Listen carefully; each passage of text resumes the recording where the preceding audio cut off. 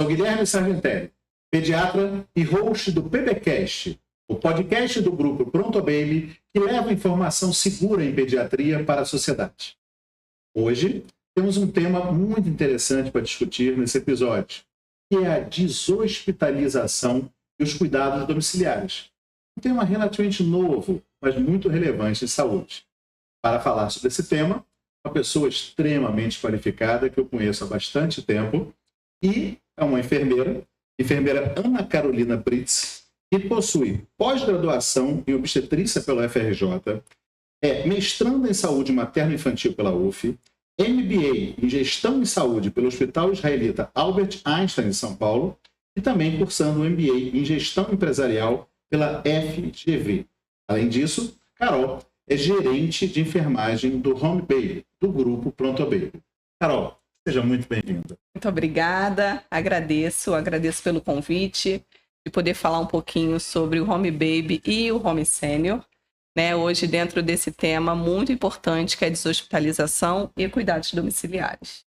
Perfeito, Carol. Vai ser muito interessante porque as pessoas que nos acompanham têm muita dúvida sobre isso, né? Eu falei que ainda é relativamente recente, porque você vê, eu que já tenho uma estrada longa nessa história da assistência, né, em saúde, voltada para a pediatria, lembro muito de uma época, né, quando assim, a gente não tinha ainda esse recurso dos cuidados domiciliares. Sim. O grupo Pronto Baby, então, foi muito pioneiro nesse desenho, e você, na realidade, não tinha essa modalidade de assistência muito. Você tinha o adoecimento das pessoas, que dependendo da sua complexidade, será uma complexidade menor, ficava a nível de consultórios, ambulatórios, para esse acompanhamento, e quando a pessoa adoecia, digamos, de uma severidade ou complexidade maior, ela tinha a questão da hospitalização. E a gente ficava muito nessa dicotomia de acompanhamento ambulatorial, acompanhamento hospitalar. A gente não tinha uma situação que se apresentasse como uma alternativa. E aí esse processo todo de deshospitalização, vamos tentar falar um pouco primeiro dela, para depois a gente poder entrar um pouquinho nos cuidados domiciliares, né? Surgiu como uma coisa muito interessante. Fala para as pessoas que nos acompanham, né? Exatamente do que a gente está falando quando a gente fala em deshospitalização. Hoje, a deshospitalização ela tem uma grande importância. Essa deshospitalização ela é pautada em três grandes pilares de importância. A importância de redução do risco de infecção para esse paciente que vai para a residência, a participação deles com a família, então a presença da família nos cuidados domiciliares desse paciente e a liberação de leito para esses pacientes crônicos. Então hoje, quando é sustentável liberar leito para esses pacientes crônicos, para que esses pacientes que chegam até a emergência possam utilizar desse leito. E dentro da deshospitalização tem um ponto-chave que é a transição do cuidado. É onde eu tiro o paciente do hospital, levo ele para um ambiente domiciliar de forma segura. Então, hoje, o grande ponto crucial aí da deshospitalização é uma transição de cuidados segura. Muito bom. Eu acho que essa palavra é uma palavra-chave, segurança, né? Segurança não nos cuidados hospitalares, mas nos cuidados domiciliares. Eu achei muito interessante. Mas você falando, desde a tua primeira fala, falando do Home Baby, do Home Senior, e agora também falando de família, veio assim à cabeça uma questão interessante, né? E é assim, existe muita diferença, embora o processo de deshospitalização seja assim, essa migração, nessa transição, existe muita diferença quando a gente fala de uma deshospitalização de crianças e de adultos?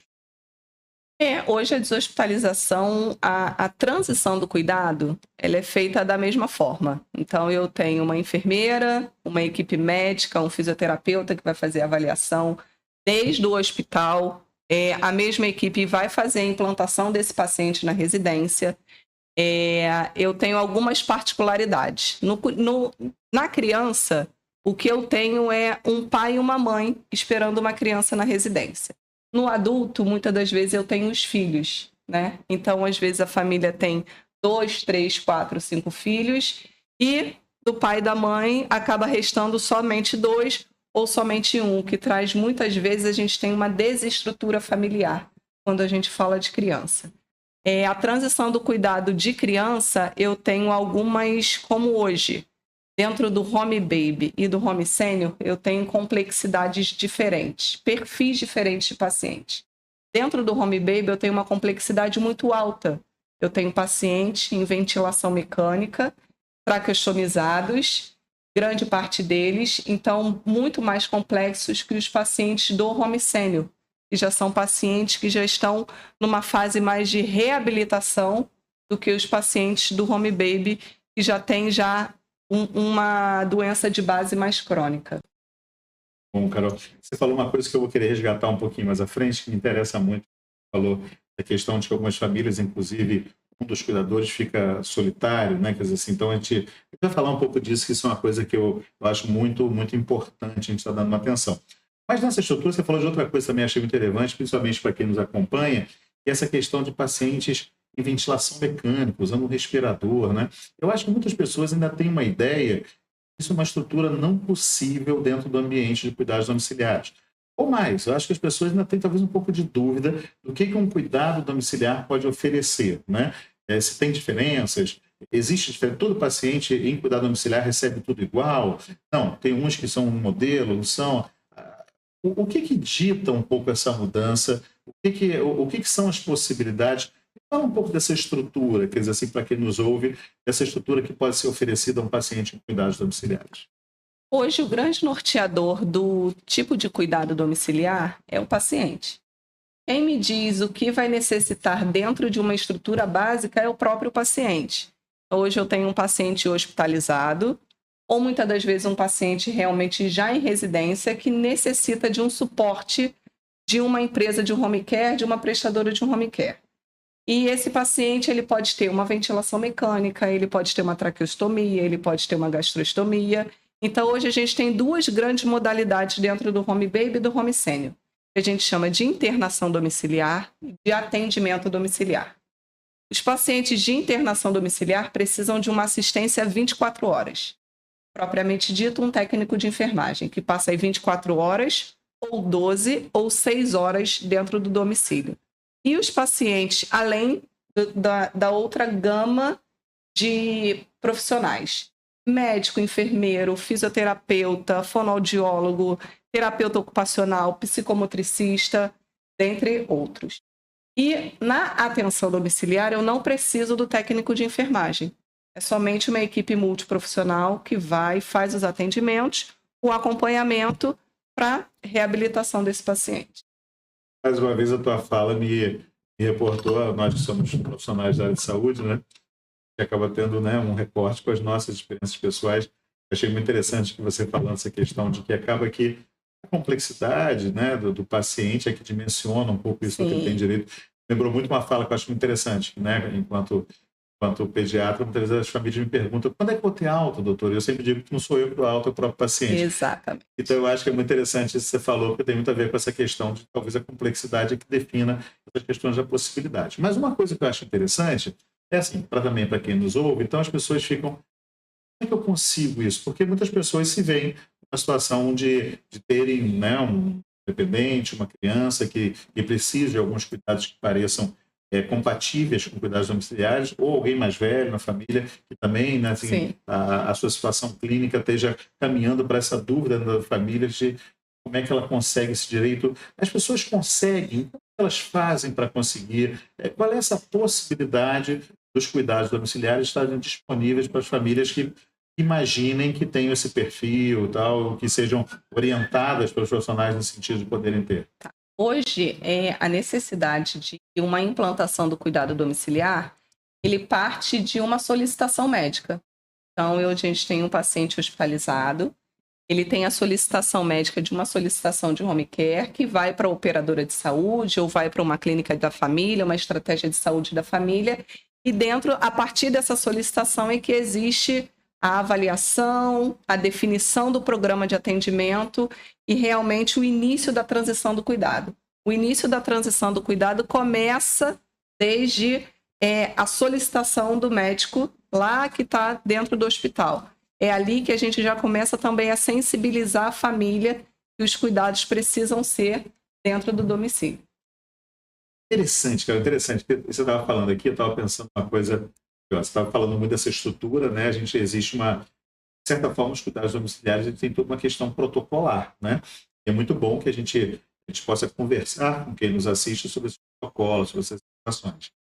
Mas uma coisa que eu sempre gosto também é essa pessoalidade da gente dentro do processo, né?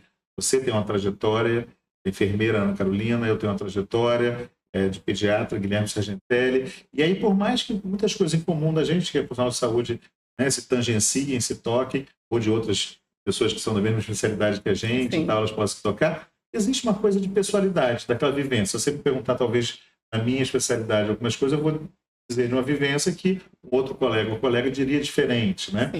O que você, a enfermeira Ana Carolina, minha amiga Carol, diz sobre a sua experiência, que já é vasta dentro desse universo assim, dos cuidados domiciliares, você acha assim que é um grande desafio? Você colocaria assim, Guilherme, eu queria te falar assim, uma coisa, até podendo usar, se quiser, assim, a câmera para quem ouve, de coisas que você acha desafiadoras nesse desenho dos cuidados domiciliares. Tem 2 grandes desafios aí. O primeiro desafio é que gerenciar um paciente à distância é uma luta, porque ele está lá na casa dele, a quilômetros de distância, nós estamos aqui dentro de uma base onde provê e prevê os recursos necessários para o paciente, toda a estrutura logística, e eu tenho uma equipe atuando lá. Então, esse alinhamento com a equipe e esse distanciamento somente de quilometragem é um desafio. E aí isso vem dentro do segundo desafio, que é um atendimento personalizado. A gente está dentro da casa da pessoa, com a estrutura familiar, com as crenças, com as verdades deles que precisam ser levados em consideração. Então, quando a gente precisa fechar uma equipe, quando a gente precisa alinhar um projeto terapêutico para aquele paciente, o alinhamento com a família, estar dentro da casa daquele paciente, com a sua família, as suas particularidades, é um desafio, mas precisa ser respeitado, precisa ser conversado, alinhado e consensado. É sempre um consenso entre a equipe multidisciplinar e a família. Maravilhoso. Eu tenho uma fala minha, pessoal, que eu sempre digo assim, os cuidados em saúde, né, são um enorme encontro entre a arte e a ciência, né? E isso inclui enfermagem, fisioterapia, fonoaudiologia. Eu acho que, na realidade, tem que se haver muito esse carinho, né, com o atendimento, tem que se haver esse cuidado com o atendimento. Principalmente que você tocou num ponto que eu vou resgatar lá do início, que eu acho muito interessante, que a gente está falando do paciente, obviamente, né? Cuidados domiciliares são para o paciente, nas condições que a gente falou, mas, assim, toda a família que o envolve tem que ter esse cuidado também, né? Assim, eu sempre, uma frase que se tornou muito comum nos últimos anos, mas que eu acho muito valiosa, que é o cuidando de quem cuida, né? Então, assim, eu te pergunto, e até porque eu sei da tua trajetória, dos teus cuidados, do teu carinho com o que você faz, assim, o que você acha que é valoroso nesse cuidado de quem cuida? O que você... Assim, eu sei que você já falou um pouco até na resposta, mas é porque isso eu acho tão bom frisar. Isso é aquela coisa que a gente bota um grifo, né? A gente bota ali assim, é a parte da aula que a gente não pode esquecer. O que você acha interessante dentro disso? O que você gostaria de frisar mais nesse cuidando de quem cuida? Pensando dentro da nossa estrutura, cuidando de quem cuida, hoje a gente tem 2 grandes atores de cuidando de quem cuida. Cuidando de quem cuida do paciente, pensando na família, e cuidando de quem cuida do paciente, pensando na nossa equipe multiprofissional. A nossa equipe multiprofissional precisa ser cuidada, amparada e respaldada por protocolos clínicos para conduzi-los, né, de uma forma bem segura e tranquila disso acontecer. Além disso, precisa ser também amparada psicologicamente, porque a família se envolve. Eu choro junto com uma mãe, eu choro junto com um filho. E isso é normal, não é sobrenatural. Você é enfermeira, você não pode chorar junto. Posso sim, eu choro junto com eles, eu sofro junto com eles. E por outro lado também eu tenho a família. A família, ela está 24 horas dentro daquela casa, ela vive aquilo com seu filho, ela vive aquilo com seu pai, com seu tio, com seu avô, com quem quer que seja. E ela também precisa ser cuidada. Hoje nós temos dentro do nosso serviço o Centro de Apoio à Família, né, pensando aí para poder cuidar, que é composta de psicólogo e serviço social, e também dá um suporte para a nossa equipe e faz essa mediação para poder cuidar de todos nós que estamos pensando sempre no paciente, ele lá no centro do cuidado. Ele é o meu centro do cuidado. Então, está todo mundo em volta, uma equipe interdisciplinar para poder cuidar desse paciente. Genial, Carol. E aí, a gente está caminhando aí para o fim, né? Mas eu tenho certeza que a gente vai em outras oportunidades estar trazendo de novo esse tema que é muito relevante. Mas você falou de um quadro, de uma situação que tem a ver com a trajetória desse serviço, Sim. né? A gente está falando do Grupo Pronto Baby, estamos falando de um serviço que ele pode oferecer. Eu que já estou no grupo há muito tempo, já conheço essa história há muito tempo, assim, a gente até brinca que a gente fica um pouco na dúvida de quanto tempo que a gente consideraria que a gente tem essa questão de atenção aos cuidados domiciliares, porque tem pacientes, a gente está falando de um pouco mais de 30 anos já tem tido esse tipo de atendimento. Depois a gente começou a estruturar o serviço, aí foram tendo os marcos, alguns marcos que a gente caracteriza com 20 e poucos anos, alguns brotos muito, muito jovens, como o Home Senior também, Sim. Mas é uma trajetória muito longa de pioneirismo, e eu queria que você falasse um pouco dessa trajetória, né? Assim, que a gente finalizasse, dando a oportunidade também de finalizar com todas as outras informações que eu acabei não te perguntando, mas gostaria de falar. Mas fala um pouquinho dessa trajetória, do que o Grupo Pronto Baby oferece através do Home Baby, através do Home Senior e através dessa atenção com os cuidados domiciliares. Hoje, pensando em cuidado domiciliar, atenção dentro da residência do paciente, nós temos 2 serviços, Home Baby e o Home Senior. Home Baby surgiu lá atrás, como você bem colocou, né, na oportunidade aí de ter um paciente com cuidados intensivos, pediátrico, dentro da residência, onde isso só poderia acontecer no modelo hospitalocêntrico. A gente tira esse centro, né, de dentro do hospital e coloca ele dentro da residência. Envolve a família, envolve a estrutura, envolve a equipe multiprofissional, coloca ele lá dentro. Passa-se o tempo, esse mesmo paciente que começou lá atrás no Home Baby, ele perdura. E ele passa de uma fase infantil para uma fase adulta, porque são pacientes crônicos que vivem ainda longos anos, sim, também. E quando ele perdura, a gente começa a se perguntar: por que eu não vou mais assistir esse paciente? Por que eu só posso assistir ele enquanto ele é criança? É quando surge o Home Senior. Eu continuo dando esse atendimento domiciliar de qualidade, que surgiu na infância, e a gente pensa numa linha de integralidade da assistência, do cuidado domiciliar, que ele vem desde a infância até a fase adulta. E hoje nós dispomos de atendimento domiciliar pediátrico, que durante muito tempo no Grupo Pronto Baby foi forte, esse exclusivo em pediatria, e a gente tem esse filhinho mais novo aí, que nasceu em fevereiro, que é a Home Senior, e já é um grande boom lá, né, lá dentro também, que já cuida já de idosos também com complexidade, com baixa complexidade, com alta complexidade, dentro do home care também. Carol, muito obrigado, parabéns. Foi uma alegria ter você aqui. Tenho certeza que as pessoas que nos acompanharam aprenderam muito sobre esse conceito tão importante que são a deshospitalização de cuidados domiciliares. Então, só tenho que te agradecer muito. Tá? Muito obrigada. E assim, chegamos ao fim de mais um episódio do PBcast, o podcast do Grupo Pronto Baby. Hoje com um tema muito relevante, que é a deshospitalização e os cuidados domiciliares. Tivemos a oportunidade de ouvir com brilhantismo a enfermeira Ana Carolina Brits. Nos acompanhe na rede.